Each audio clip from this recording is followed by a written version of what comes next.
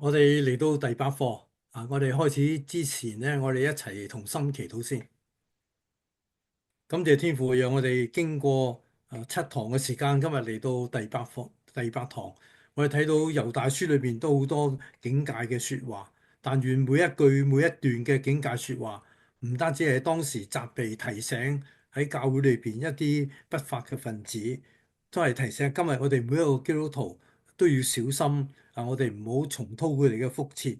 但願我哋藉着猶大書每一堂每一篇嘅信息，都能夠提醒我哋，恭敬將今日第八堂嘅時間交託仰望，求天父與我哋同在，聖靈帶領我哋，求你垂聽我哋嘅禱告，奉耶穌基督聖名求，阿門。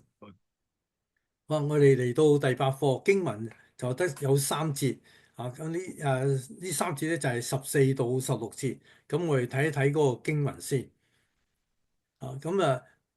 呢個經文你發現有兩個顏色嘅，咁藍色咧就係代表以諾引用以諾書唔係猶大引用以諾書嘅説話，所以我就將佢變成藍色。咁陣間我哋落去嘅 PowerPoint 咧，逢係見到藍色咧就係引用以諾書裏邊嘅文字㗎啦。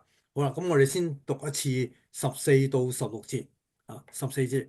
亞當的七世孫以諾曾預言這些人說：看啊，主帶着他的千萬聖者降臨，要在眾人身上行審判，證實那一切不敬虔的的人人所所妄行一切不不敬虔敬虔的事，又證實不敬虔之罪人所之罪的說頂撞他的剛愎話。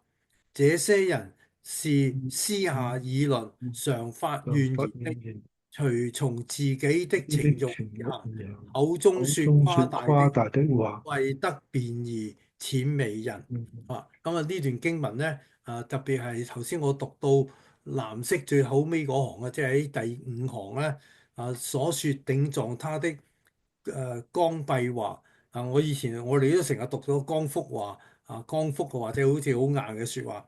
我都成日驚讀錯。今次我真係試下查咗字典先，唔好真係自以為是。我查完之後咧，無論國語、粵語都係讀個閉字嘅。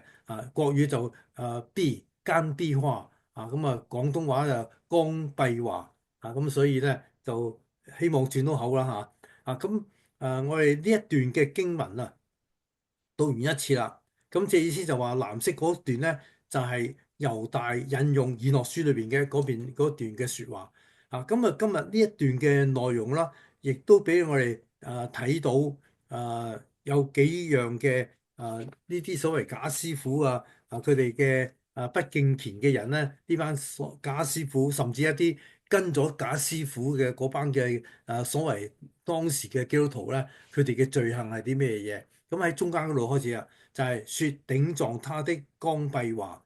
後尾第三行中間私下議論。第三，常發怨言。第四，隨從自己的情慾而行。第五，口中説誇大的話。第六，便為得便宜諂媚人。呢度就已經講到6點啦。所以我哋睇到咧，短短3節嘅聖經咧，就好似一篇嘅講章一樣有6點好14節至到第15節嘅上半節咧，會好似一個引言咁樣，然後15節後尾嗰句加埋16節咧，就6段嘅信息咧就好清楚俾我哋睇到好啦，我哋睇睇我哋嘅筆記都有呢行就係以諾與神同行300年經文咧就記載喺創世記第5章1到24節。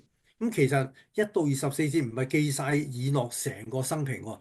原來創世記5章1到20節用咗20節係寫家譜嗰個家譜就由亞當開始，由亞當寫到以諾。提到以諾之後咧，就跟住就剛才我哋陣間我哋都會讀到咧，就係以諾與神同行300年，就係21節創世記5章嘅21到24節其實得呢4節嘅聖經點樣記載以諾做過啲咩嘢咧？淨係記載佢與神同行300年啫嘛。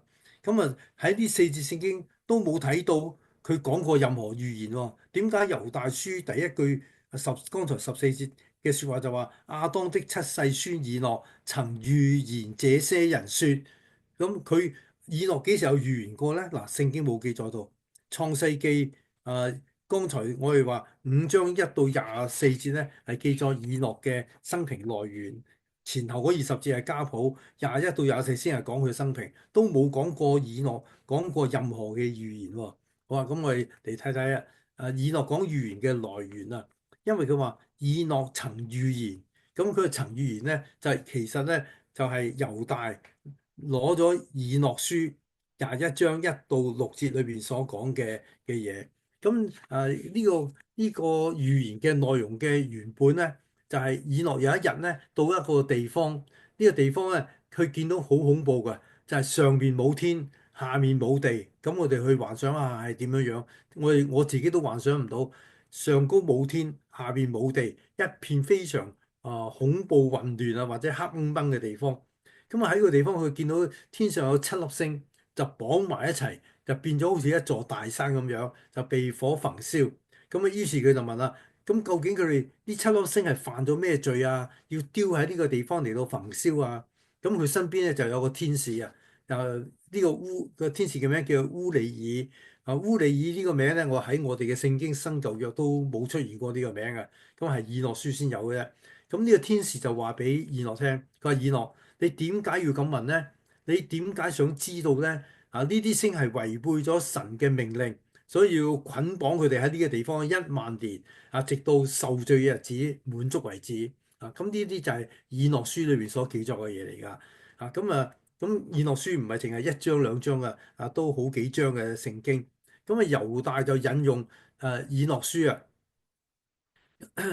咁佢引用以諾書入邊頭藍色呢一段咧，就引落以諾書嘅1章第9節。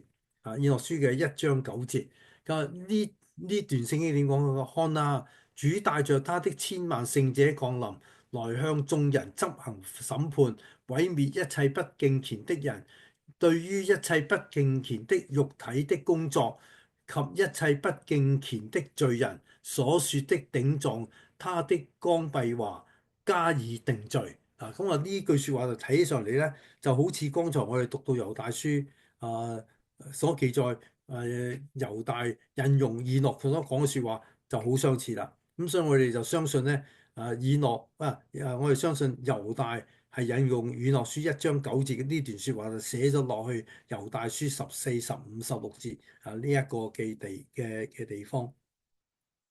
咁我記得以前我唔知係講道啊定係教邊一科嘅主學都有提到呢一點。我哋好清楚聖經係神嘅説話。次經咧唔係冇。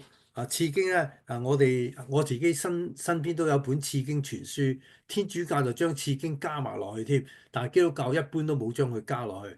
咁次經嘅內容咧係記載兩國之間當時嘅以色列人嘅政治宗教生活、民間嘅生活係點樣樣。咁所以裏邊咧就缺乏咗聖經嗰個份量，即係神話語嗰個份量，所以就將佢列入次經。咁所以我哋稱聖經係神嘅話，次經係人嘅話。咁偽經咧就古靈精怪啦，偽經咧就係神話。咁我相信有人都記得我講過呢3句咁嘅説話。咁因為我有本次經全書有人都借過我去睇啊。次經全書裏邊冇以諾書喎。咁我就去抄好多嘅注釋書聖經背景啲導論嘅書或者兩個之間歷史咧，我抄過好幾本書有登以諾嘅，唔係有登呢個次經全書嘅目錄，亦都有登呢個偽經全書嘅目錄。咁我都睇到咧，大部分都冇以諾書嘅。只不過睇到一本嘅參考書列出偽經咧，裏邊就有以諾一書、以諾二書。咁所以換句話講，喺著作方面咧就冇假嘅，真係有以諾書呢一件呢一個嘅我哋叫做偽經唔可以當佢係次經添。呢個偽經嘅存在，咁佢嘅存在喺猶太教嚟講咧有冇重要嘅價值咧？但係點解我哋又將佢當佢係偽經，甚至都唔當佢係次經？主要原因咧就係佢作者同當時佢寫書嗰段時間咧，我哋去查考揾唔到佢寫書嘅年日，即係正確嘅年份喺邊度。而且咧，以諾書我哋一路如果讀晒嘅話，當然我冇機會讀啦。如果讀晒嘅話咧，學者佢哋有讀過啊嘛，睇過。咁啲學者就覺得裏邊嘅神學觀點同我哋嘅聖經正典咧唔得一致啊，所以唔能夠將佢擠落正典，一擠就變咗有矛盾啊。所以就喺早期嘅猶太教同埋基督教咧，都唔將佢當入有啟示嘅權威，將佢放入正典裏邊冇嘅。咁所以多數嘅教派都認為咧，佢嘅內容同正典有矛盾啊，所以唔可以擠入正典。咁但係點解猶大會引用以諾書呢一個嘅呢一個呢種嘅做法咧？咁其實好簡單，我哋睇到新約嘅作者都經常引約舊約點樣講嘢噶嘛？有冇睇到有陣時我哋即係有陣時喺我哋讀緊新約嘅時候，正如經上説嗰個新約所寫嘅經上説唔係新約噶，新約所寫嘅正如經上説係指舊約噶嘛？咁新約嘅作者咧都經常引用舊約，所以猶大引用以諾書咧，即係同樣嘅做法嚟嘅啫。不過引出一個好有趣嘅問題，點解猶大會引用一本唔係正典嘅書嚟到成為佢嘅猶大書裏邊嘅內容咧？因為我哋新約好多個作者，保羅、彼得有好多作者引用甚至耶穌講説話都依家有提到，特別魔鬼試探耶穌嘅時候，耶穌都引用聖經神嘅話點講噶嘛。咁所以點解猶大會引用嘅係以諾書唔係聖經，唔係正典，又唔係舊約咁，所以我哋睇到因為基於咁嘅原因咧，以諾書就唔能夠被列入呢一個正典裏邊啦。但係又鑑於一個受啟示聖經作者嘅猶大嚟到引用喎，咁呢個就好似覺得咁係咪貶低咗呢個以諾書裏邊嘅價值？咁點解如果因為猶大引用非正典嘅舊約聖經嘅説話，咁應該猶大書就唔好將佢列入正典喎？咁但係咁多年嚟嘅無論初期教會，無論係後來嘅聖經學者同埋早期嘅教父咧，都將猶大書列入新約嘅正典裏邊噶嘛。咁所以呢個就俾我哋當旁邊嘅一啲嘅知識，我哋知一知就夠啦。我哋無需花時間去研究呢一方面啊。我哋睇筆記嘅第三點。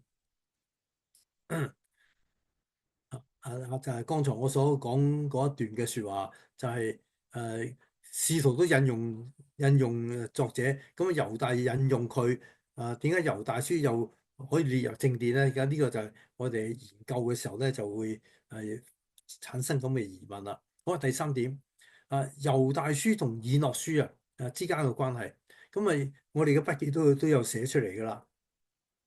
第一咧就係猶大嘅時代即係初期教會嘅時代咧，同埋耶穌時代，以諾書咧可能係一本好流行嘅書啊！每一個虔誠嘅猶太人咧都知道呢本書，甚至好多都攞去讀嘅，即係好流行嘅一本書。就算唔當佢係經典啊，起碼都當佢係一本書。好似今日我哋好多基督徒都讀過荒漠甘泉我哋教會都試過受浸嘅弟兄姊妹，我哋送聖經。近呢過去呢10年都有啊！我哋受浸咧，因為知道好多初信主嘅朋友咧，佢哋都買咗聖經，我哋都鼓勵佢買本聖經。咁後來佢決咗志喺教會參加聚會啦，好多都有咗聖經，所以我哋就唔再送聖經啊，我哋就送荒漠甘泉。咁變咗好多人都睇過荒漠甘泉嘅，包括我自己我自己年青嘅時候咧都有本荒漠甘泉喺樹嚟到做靈修用。所以由呢個以諾書咧，就好似今日嘅荒漠甘泉喺基督教圈子裏邊，喺教會裏邊咧係好流行大家記唔記得十幾年前都差唔多就嚟接近20年啦。有一本書Rick Warren 寫完之後咧，譯咗做中文，哇，風魔好多華人教會嘅。當時好多華人教會咧就推動大家要讀嗰本標光人生嗰本書我知道當時美浸有人話俾我聽咧佢哋幾乎全教會個個都買呢本書去讀查經啊，分組啊，佢哋分享都用呢本書。以前我侍奉開嘅教會咧，都鼓勵大家去讀。咁結果咧，當時我哋教會唔係話個個都買去讀。我哋讀完之後咧，就冇話分組討論，冇呢啲嘢㗎。我哋唔想咁複雜，但鼓勵大家去讀。讀完咧，就每一個月一次，我哋喺個崇拜嘅講道裏邊咧，就對嗰個月嘅信息咧作一個嘅總結。咁嗰本《標光人生》當時好流行。咁所以我哋推測咧，猶大書喺初期教會咧，或者係兩約之間開嘅末期開始咧，係一本好流行嘅書，所以好多人信咗耶穌之後咧，都會睇過呢本書。第二點普通新約作者會係證實佢哋嘅説話係引自舊約嘅，作為神嘅話，頭先都有提過。但係以諾書咧，係咪應該成為正典咧？因為俾猶大引用過啊嘛，但係又唔係喎。咁究竟佢嗰個價值點樣去釐定咧？咁呢啲就唔係我哋做信徒去釐定啊，係嗰啲聖經嘅學者去釐定。咁當然釐定有原則嘅，釐定呢本書嘅價值是否成為正典咧？係有一個原則嘅。咁所以聖經66卷嘅正典咧，唔係話錄正典就係正典，唔係由邊一班人去判斷佢係正典，真係有聖靈引導喺度判斷嗰班人睇到成本聖經嗰個完整性咧。同正典有矛盾嘅，就唔將佢擠落去。如果擠埋落去，就次經好多擠咗落去㗎啦。好啊，第三點咧就耶柔米嘅耶柔米嘅講法，呢個係教父你。我哋筆記都睇到下底有8個名啊。耶柔米咧，佢就話佢話猶大書唔係聖經。即係佢嘅理由就係因為猶大引用一本唔係聖經嘅説話去成為聖經，所以猶大書唔應該真係聖經。咁如果照阿耶柔米嘅講法咧，咁變咗聖經唔係新約唔係廿七卷啊，剩翻新約變咗26卷啊。咁當然我哋唔會接納佢嘅睇法啦。好啦，咁下低咧就有初期教會，我哋稱佢為教父啦。有8位好出名嘅。咁伊格拿雕、波呂甲、尤斯丁、愛任紐、特土良、俄利根、安東尼同埋耶柔米，啱所提嘅耶柔米。呢一辣嘅呢8個教父有耶柔米係最新嘅，即係最近期，因為去到公元342年噶嘛。咁我哋睇第一個咧係公元67年，即係耶穌死咗冇幾耐。使徒就嚟開始殉難，都幾乎使徒就嚟全部歸晒天家。嗰段時間開始，咁就呢啲嘅教父咧就擔當咗當時使徒領導教會嗰種嘅權威。咁我哋唔會逐個講佢生平啊。咁我哋第三個尤斯丁係反對猶大書擠落正典嘅。愛任紐咧就贊成猶大書放落呢個唔係以諾書，贊成以諾書咧放落正典嗰度嘅。特土良我哋經常都會讀，我哋讀神學都會讀到佢嗰啲著作。特土良咧都係反對以諾書擠落正典嘅。俄利根又係反對以諾書擠落正典嘅。咁安東尼我就冇佢嘅立論，我哋查唔出啦。咁耶柔米咧就都係雖然係反對，但係佢話如果我哋反對由呢個以諾書列入正典，就應該反對埋猶大書列入正典啦。咁呢種講法啊就可能偏激啲啦。咁所以我哋睇書就照睇。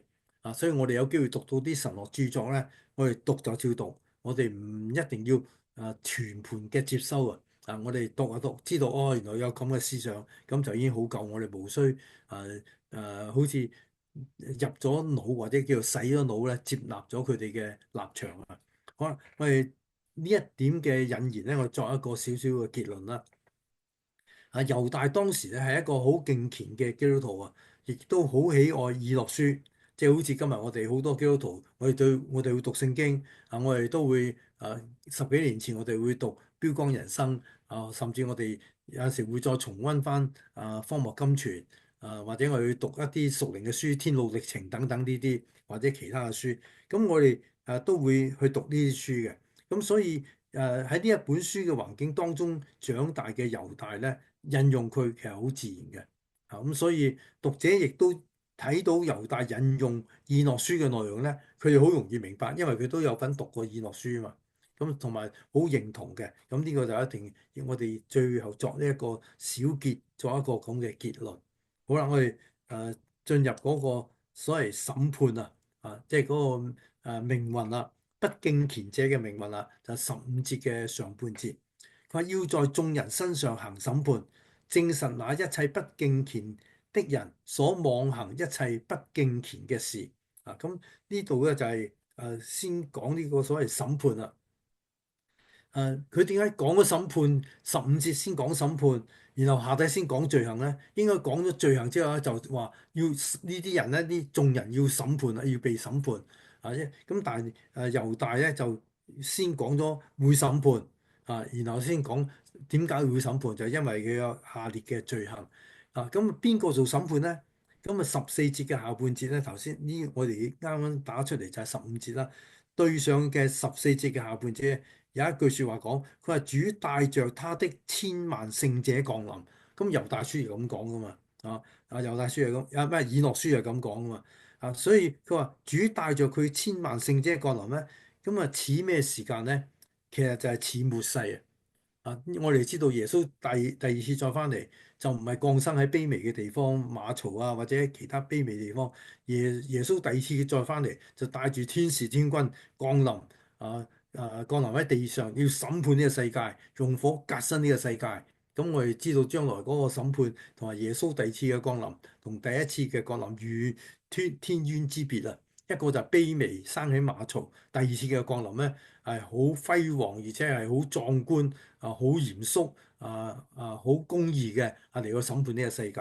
咁所以14節呢一句説話，主帶着佢嘅千萬聖者降臨咧，係要嚟審判。所以我哋問邊個負責做審判啊？就係主耶穌基督。咁審判嘅目的咧，就因為證實呢兩件事，話我亦都可以講係根據呢兩件事嚟去審判呢班人嘅。根據咩咧？第一，證實不敬虔的人嘅妄行，即係任意而行嘅事情。咁下低就會講噶啦。第二咧就係根據佢哋所做嘅，證實佢哋係一班不敬虔嘅人，佢所講嘅説話，即係意思就話行為同埋言語啦。咁呢度就俾我哋睇得好清楚咁有一張嘅末世時間表，我記得崇拜曾經放過，主日學都放過，因為呢個圖畫就比較有啲字又大啦而且好清晰啦咁所以我就好少引用其他啲末世嘅圖表，我多數有時係引用呢一個，因為佢啲線條夠粗好容易睇教會時期，耶穌復活升天之後就開始教會時期，咁到幾時咧？有一個 U 字形嘅箭嘴被提就係耶穌第二次再翻嚟第二次翻嚟打橫好長嗰啲箭嘴咧，有個箭嘴向上，就意思信徒被提就喺地面上被提去到空中與耶穌相遇。咁當時地面上唔係個個被提係信徒先被提。咁地面上仍然有7年大災難，咁天上同樣有7年。咁天上7年過咗之後咧，耶穌就帶住天使天軍就降臨喺地面上，咁開始咗千禧年。因為當耶穌帶住天使天軍同埋信徒降臨喺地面上嘅時候咧，就將撒但捆綁喺無底坑1000年咁呢個就係時間表啊。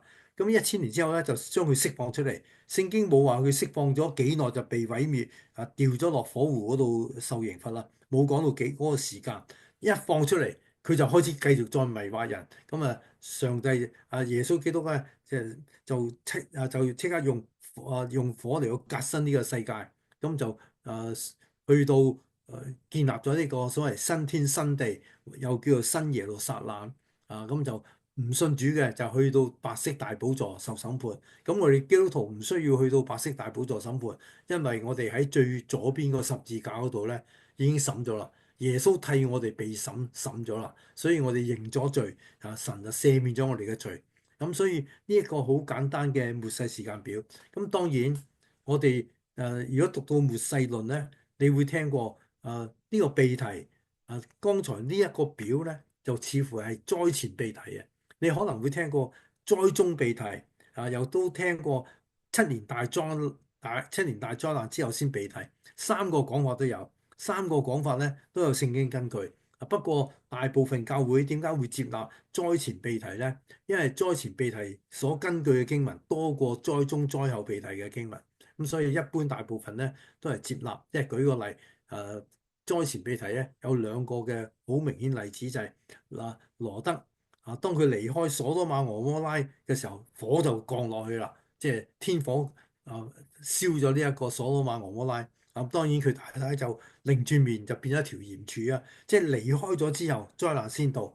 咁第二個咧，第二個例咧就係挪亞啦。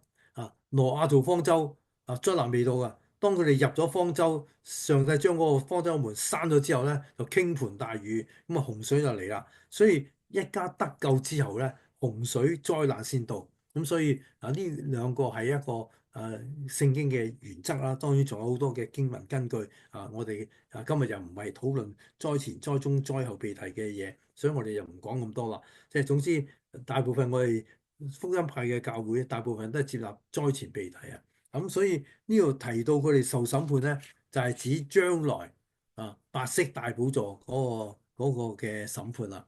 好啦，我哋跳到第五點不敬虔者，即係嗰班假師傅嘅罪行。咁呢班假師傅嘅罪行係咪淨係審判啲假師傅咧？因為假師傅都影響緊教會嗰啲信徒啊嘛，有啲信徒跟咗佢哋啊嘛，聽咗佢哋嘅説話，所以連嗰啲聽假師傅嘅信徒咧，都一樣要受審判。我哋再睇睇呢一段經文剛才讀過啦，就係15節嘅下半節至到16節。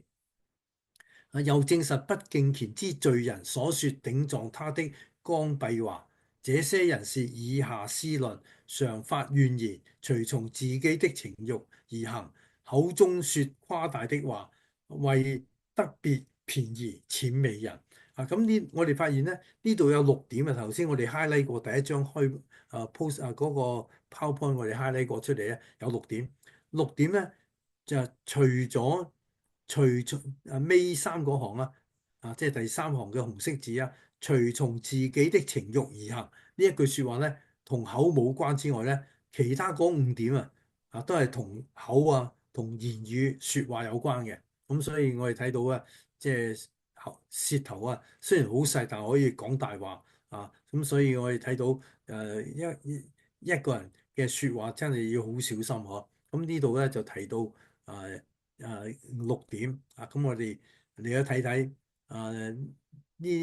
佢哋嘅罪行係邊6點咧？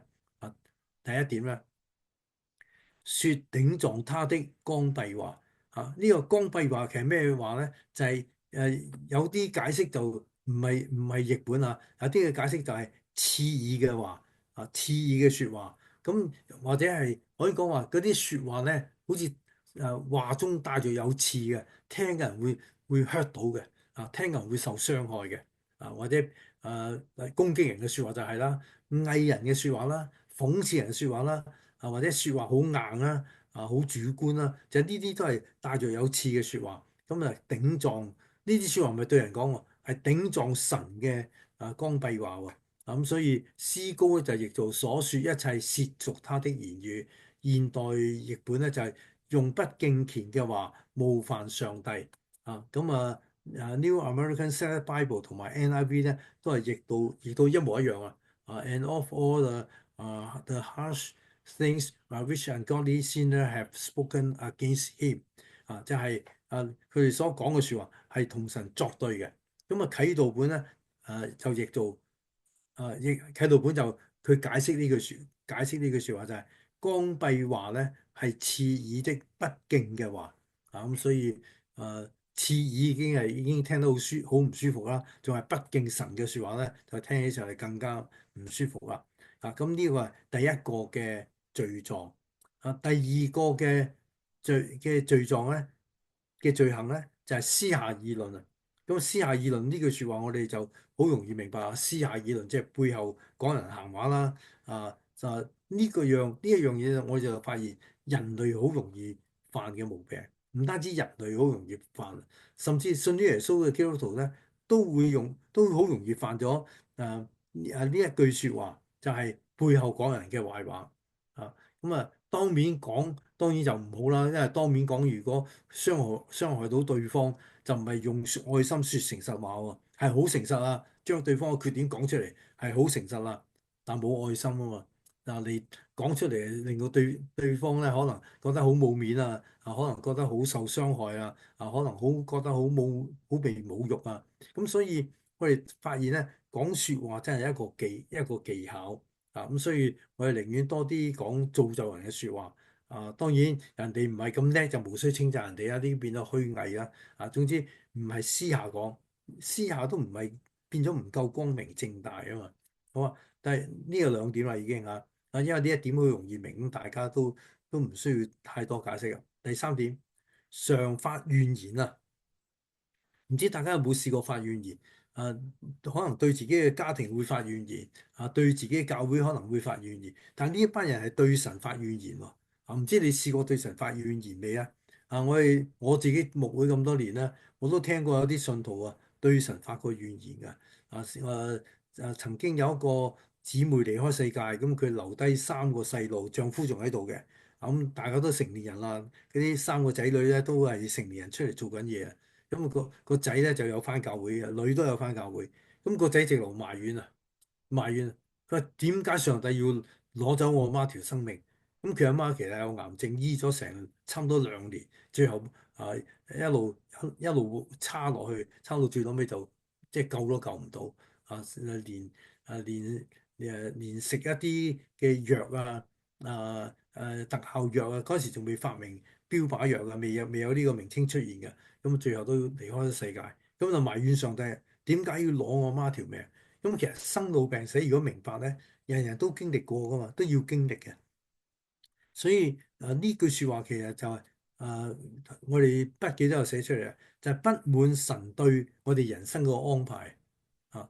當然，就算我哋唔係好差，我哋會覺得唔滿足啊，都會問神點解啊。所以我哋成日問神點解，問神點解咧？呢一樣嘢都係俾我哋提醒我哋嘅基督徒，經常都向神發怨言。咁唔係淨係單單猶大書初期教會當時嘅教會啦。有啲假師傅教埋啲信徒向神發怨言。今日我哋基督徒都經常有時不知不覺就會埋怨上帝，或者甚至開始對上帝冇乜信心或者影響咗我哋對上帝嗰個信靠嘅心。咁所以呢個都係值得我哋今日嘅信徒嚟到提醒。舉咗3個例舊約嘅出埃及記出埃及記第15章24節。呢度講到由以色列人出埃及之後咧，去到書珥啊，咁佢哋想飲水，一飲落發覺啲水係苦嘅，唔飲得唔飲得就埋怨啦。點解我哋要嚟到呢個地方？唔通要學死呢個地方咩？咁就後來佢哋再行過一個地方，好快脆就到一個地方叫以林。以林即係有12個泉水啊，咁啲水好清甜，咁結果我哋就有得飲啊。咁所以出埃及記15章埋怨上帝喎。出埃及記17章嘅第3節咧，又埋怨上帝啊。佢哋一路40年行曠野路啊嘛。到一個地方就冇水啊。冇水就埋怨摩西啊。埋怨摩西點解你哋要帶我哋出嚟埃及？唔通我哋喺我哋喺埃及冇墳地咩？點解我哋要死喺呢個地方咩？埋怨上帝。摩西就向上帝求，上帝就叫摩西咧就擊打磐石啊，擊打磐石就出水。結果佢哋就有水飲啦。咁我哋去旅行嘅時候咧，去聖地旅遊嘅時候咧，導遊會帶我哋去一個地方。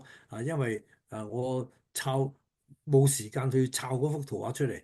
嗰幅圖畫係一個現代嘅建築物，起咗一間好簡陋一間嘅屋仔裏邊。嗰間屋咧，相信可能會細過我哋住喺 Mississauga 或住喺我哋多倫多任何一間嘅獨立屋㗎，都細好多。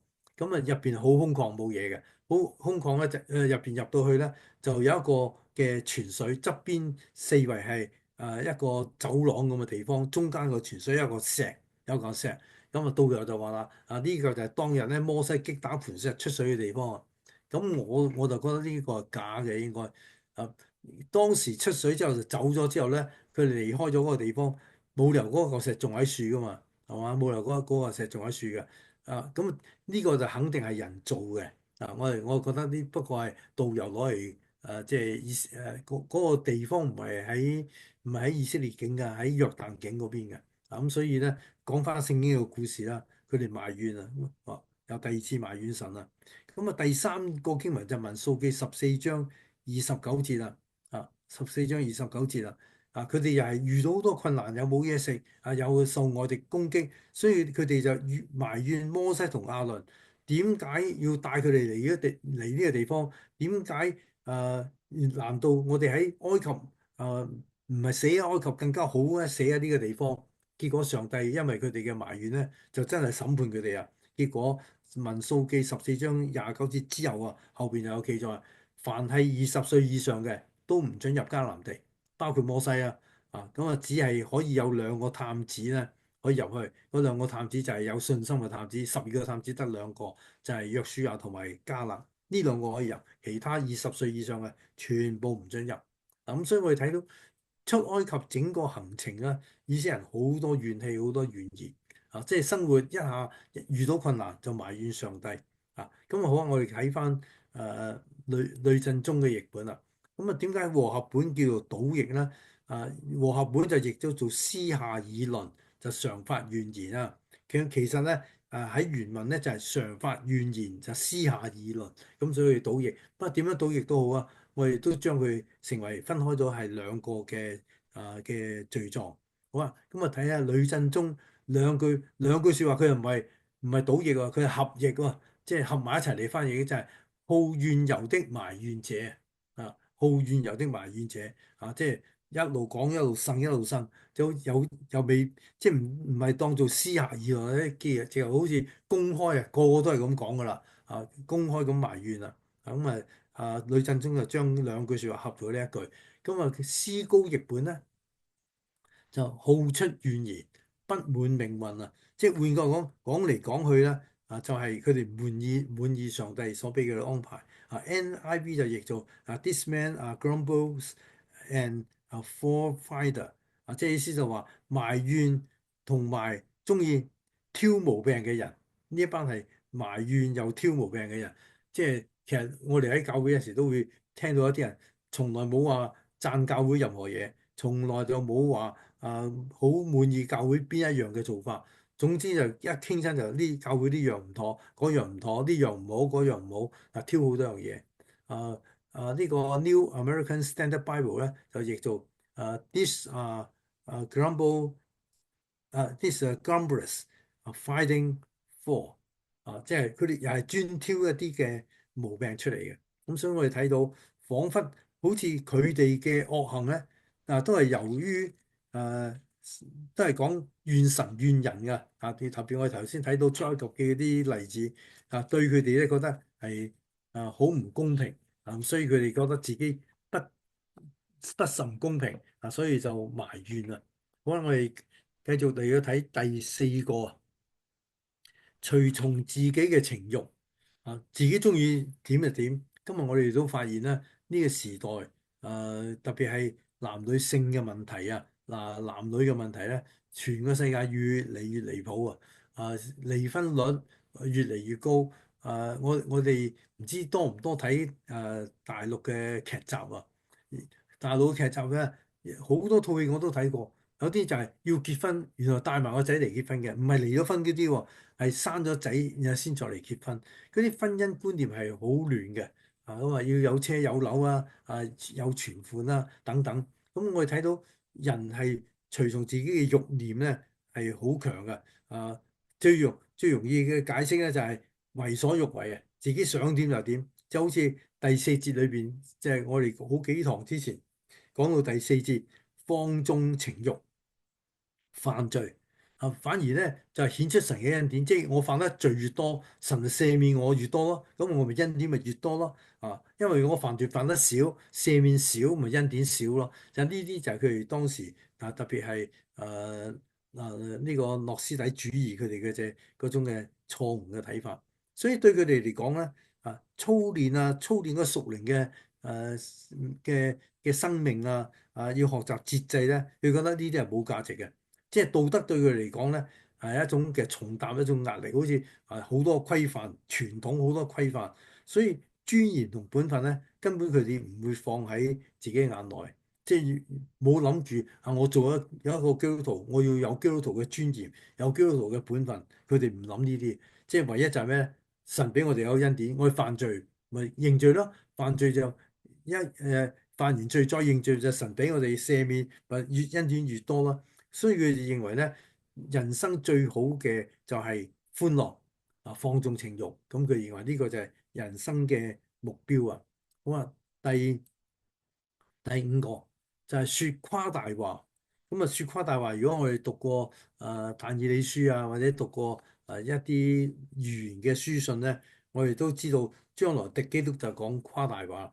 所謂誇大話咧，就目空一切啊，目空一切，即係大吹大擂啊，一啲都唔紮實啊，或者係好輕佻啊等等即係咁嘅現象啊。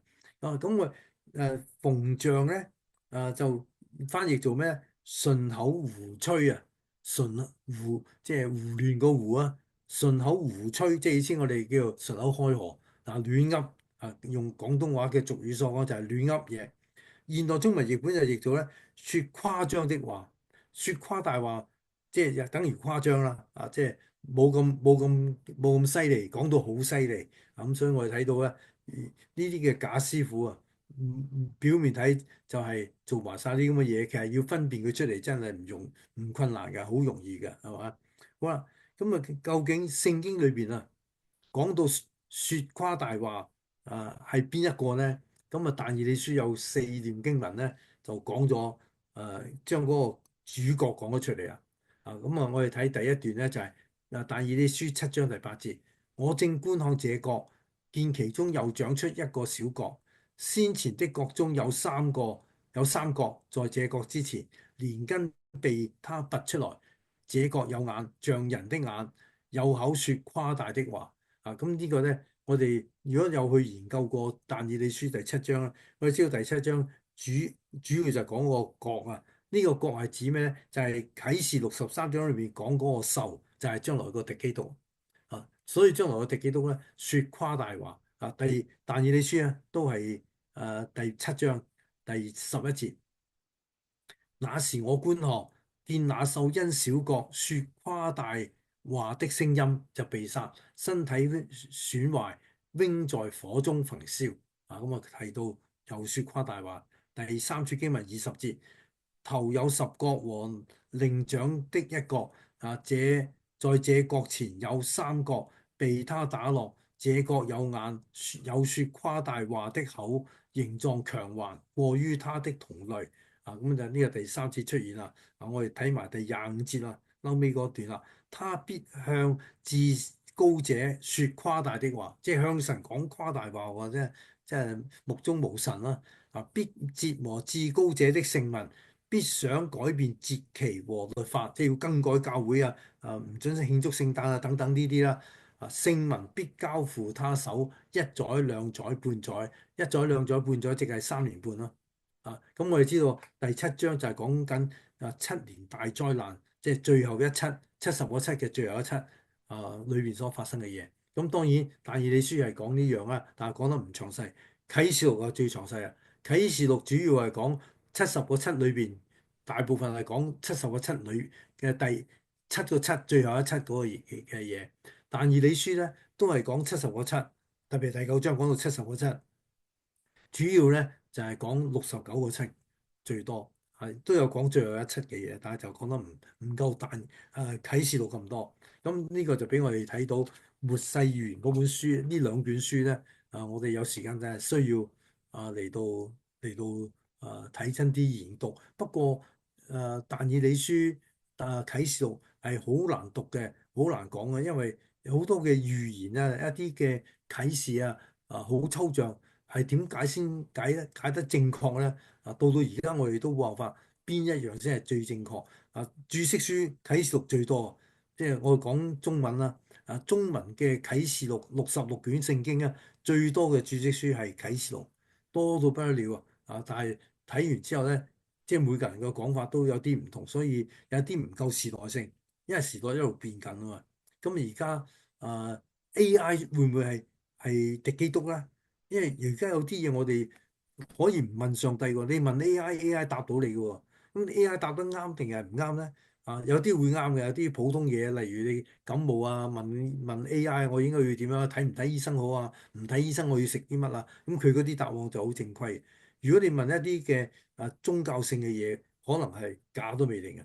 咁所以，但係好多人開始信 AI 啊，連我哋做傳道人有時我哋做 PowerPoint，我哋都揾 AI 幫我哋做啊嘛。所以 AI 會唔會慢慢影響到我哋咧？最近有幾間機構啊，都開一啲嘅神學講座，就係講到喺呢個資訊時代啊，我哋牧者教會啊點樣去正視呢個 AI 嘅功能啊，即係所以有時我哋會發現咧，AI 會唔會係敵基督咧？啊，未有 AI 發明之前，我哋會話 computer 係敵基督，因為 computer 可以 download 咗我哋好多資料，操控有咗電腦操控晒我哋所有嘅資料啊。咁啊，所以我哋睇到呢個説誇大話咧，好明顯就係指呢一個嘅敵基督啊。咁所以大家多讀聖經就發現佢係咪説誇大話咧？因為佢説誇大話，甚至係對至高者説誇大話喎。啊，後尾嗰第二行啊，甚至佢向至高者説誇大話，即係目中無神啊嘛。好啦，最後點。第六點，為得便宜諂媚人啊！呢個諂媚咧啊，就可以講話佢哋冇種嘅崇高品德啊！一個識得或者一個中意托大腳，好自然又托大腳嘅人咧，其實佢冇嗰種嘅崇高品德，即係講話行事咧係顧利益嘅啫。即係意思就話呢個人對我好，我就巴結佢，我稱讚佢，托佢大腳，擦佢鞋啊！咁啊〜跟佢隨從佢所好啊！佢中意點就點，佢就中意佢啱晒，因為佢有權有勢啊嘛。或者我想從佢身上得一啲利益啊嘛。啊，咁啊，但係我哋會睇到咧，呢個我哋或者睇一睇嗰個翻譯先啊。詩高啊就譯做為了利益奉承人啊。咁大家都呢個即係睇多啲譯本，你就更加明白啊。我哋和合本嗰句説話嘅意思係咩啊？呂振中嘅譯做。為為着利益而以貌媚人啊！啊，即係為咗利益就睇佢面色啊，睇佢嘅面色嚟到討好佢，擦佢鞋嚟到討好對方。逢將咧就賺人便宜，就當面奉承，即係想得到益處啊嘛，就當面奉承呢一個人。咁所以你幾個嘅翻譯咧，就亦都好貼切，將佢加埋咧。就等於我哋和合本呢句説話，為得便宜諂媚人啦。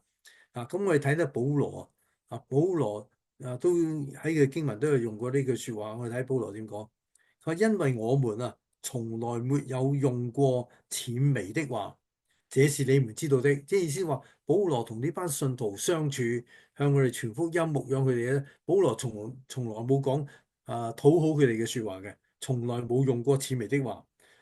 也沒有藏着貪心，就唔係為咗貪權力或者貪名譽或者貪錢財，係所謂神棍啊嘛，有啲係貪錢財，佢冇，也沒有藏着貪心。呢一點啊，佢話這是神可以作見證的。咁所以我哋睇到啊，保羅係一個好正直嘅一個傳道人唔會講虛假飄無虛假嘅説話去討好人嘅歡喜，唔講呢啲亦都又冇任何歪念一啲嘅貪念，唔單止係冇貪財嘅意識喺度，連貪權貪利嘅意識都冇。所以佢話呢個係神可以為我哋作見證嘅。咁所以我哋睇到保羅都要咁呢一句説話咧，其實保羅都係佢嘅生平係好值得我哋去研究。從前係逼迫基督徒嘅，後來自己做咗基督徒甚至為主而活，活到一個地步，佢好謙卑，佢在罪人中係一個罪魁嚟嘅啫，罪魁禍首咁所以我哋睇到呢六點呢六點就係當時嗰班不敬虔嘅假師傅帶領一啲信徒，令到啲信徒都成為一個不敬虔嘅，就充滿咗呢六種嘅缺點。咁所以呢六種缺點咧，我哋如果冷靜逐樣去睇嘅時候好容易發現今日嘅教會都有呢種嘅情形出現。咁所以求神幫助我哋，讓我哋警醒昔日猶大點樣去提醒責備嗰班嘅假師傅。其實你發現猶大除咗係責備佢哋之外咧，都係提醒佢哋悔改噶嘛。咁所以我哋今日都係藉着猶大書每一堂都好似一面鏡咁樣對照一下。咁所以我哋下低嗰兩條思考問題咧。就值得我哋真係諗諗嘅。15節嘅下半節至到16節，不敬虔者嘅罪行。剛才我哋睇到嗰6點啦，教會出現咗幾多點咧？我哋喺教會認識好多信徒啊，好多弟兄姊妹啊，小組啊，咁出現咗幾多點？你可以喺教會裏邊揾到邊幾點咧？咁如果揾到嘅時候咧，我哋應該點樣去處理咧？點樣去勸勉？點樣用生命去影響佢哋生命？唔係俾佢哋嘅生命去影響我哋。我哋反而要調轉頭去影響佢哋，幫助佢哋回轉翻嚟。第三條問題喺呢六點當中，如果教會有咗呢六點嘅毛病啊，呢間教會算唔算係一間病態教會咧？如果係嘅時候，呢間教會點辦？啊咁，所以呢個都係其實呢啲説話就應該我哋教牧嘅團契啊，我哋大多數有一個教牧師嘅團契嘅，即係所有教會嘅牧師一齊，好似聯會就又唔係聯會，我哋叫做教牧同工團契，全部都係教牧同工一個月聚一次嘅。咁我哋其實呢啲都應該教牧團契裏邊大家探討一下，教會如果出現咗啲咁嘅病態，我哋應該點做咧？咁當然我哋發現咧，唔係教會一啲病態嘅時，連牧師就有啲咁嘅病態，咁點辦咧？咁所以我哋真係求神憐憫啊！呢個世代咧，好似特調翻轉頭，褪翻好似初期教會猶大時代嗰個教會出現嘅問題一模一樣。所以求神憐憫我哋，盼望我哋警醒，堅守崗位。我哋要行喺神嘅旨意當中。所以求神幫助我哋，讓我哋喺呢16到14到16節呢3節聖經裏邊咧，又係讓我哋睇到教會當時出現嘅毛病，反映今日嘅教會有冇咁嘅毛病咧？有嘅時候應該點處理咧？所以首先牧者同埋教會領袖唔好有咁嘅毛病先，咁先有得處理。如果連教會嘅領袖牧者都有咁嘅毛病咧，都幾難處理教會呢啲咁嘅毛病。所以末世撒旦無處不攻擊嘅。所以我哋唔好俾魔鬼留地步。今日我哋就分享到呢一度。今日如果需要，我哋可以上網嚟到重溫。好啦，如果有問題可以WhatsApp 或者 email 彼此聯絡。好啦，咁現在我哋就開始作一個結束祈禱啦。請大家低頭，我哋作一個結束祈禱。天父，我哋感謝你。當今日睇到猶大書裏面提到不敬虔嘅人嘅罪行嘅時候，都好似係對我哋講説話。我哋有陣時不知不覺，我哋有陣時會中魔鬼嘅詭計，就出現咗呢啲嘅罪行。求天父憐憫，讓我哋嘅教會能夠完全聖潔，要讓我哋嘅教會能夠高舉主嘅名，讓我哋教會冇呢啲咁嘅毛病存在，以致我哋先能夠傳咗福音，滿有能力嘅去見證主。主啊，求你憐憫保守，讓我哋個人有健康身體，有活潑嘅靈命，繼續奔走面前嘅道路。我哋禱告交託，奉主耶穌基督聖名求，阿門。好啦。